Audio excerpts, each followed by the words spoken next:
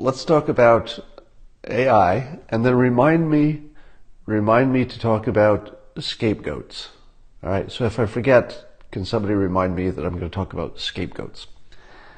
I've said this before, but I like to say this every few years because I said it so early in the cycle of this technology, shall we say, that it didn't make sense when I first said it, but it's going to make more and more sense as time goes by.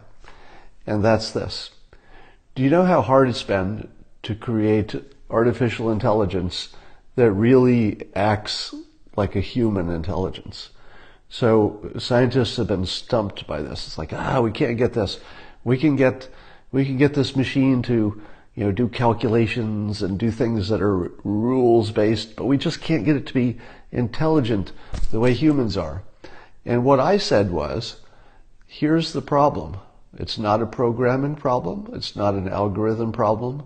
It's not a technology problem. It's a perceptual problem. And here's the thing that I was roundly criticized the first time I said it years ago, but I think your reaction is going to be, oh crap, that's a little closer to right than I would have guessed a few years ago. And it goes like this.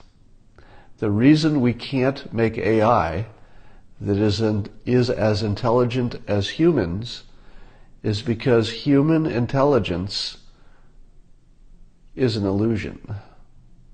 In other words, humans are not intelligent. We are largely just bouncing around. And so when we try to make a machine that imitates humans, we can't find the rules. It's because there aren't any rules.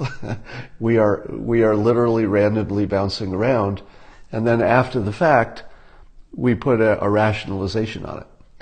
So if you could make a computer that would act randomly and then come up with a rationalization for why it did what it did after the fact, you would defeat the problem. You would have intelligence. All right. So intelligence does not work this way. I'll think of a reason and then I'll act. That's not what intelligence is. Not human intelligence. Human intelligence is we act first and then we rationalize it after the fact. If you build a computer that does that, and by the way, it'd be easier, you would have human intelligence completely imitated. So you can't fix a problem until you know what it is. And as long as you believe that humans think first and then act, you can't build that computer because you're trying to build it like something that doesn't exist and probably can't.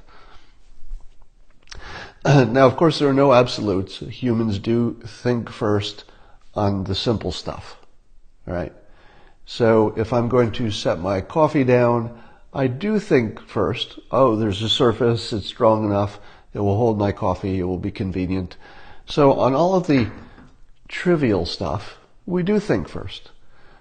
But so can a computer. We can already create a robot that says, I'm going to put this cup down, I'd better find a surface that's strong enough, that's convenient, boom. So all of the things that we do use reasoning for is the trivial stuff. It's like, it's the morning, I guess this is when I brush my teeth because I don't want to have cavities, right? That's the simple reasoning stuff. Computers can already do that. That's just a rule. Hey, it's morning, brush your teeth. Don't want cavities. Simple. But once you get past that simple stuff where humans do use rational thinking, almost everything else we do, like voting, our preferences, the jobs we take, how we fall in love, all of the human stuff is largely random actions caused by cause and effect, and then we rationalize it after the fact. We could already build that. We could build that AI tomorrow. Okay?